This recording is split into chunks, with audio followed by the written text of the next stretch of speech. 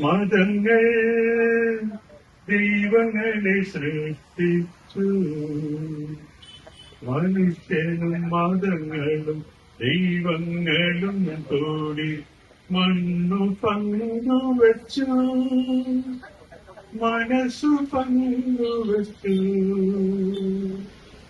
മനുഷ്യൻ മതങ്ങളെ സൃഷ്ടിച്ചു.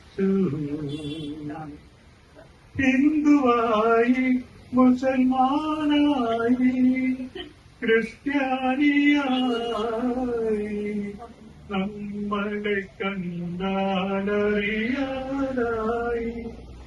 ലോകം ഭ്രാന്താലയമായി. ഹിന്ദുവായി, മുസൽമാനായി, ക്രിസ്ത്യാനിയായി നമ്മളെ കണ്ടാലറിയാതായി. ലോകം ഭ്രാന്താലയമായി.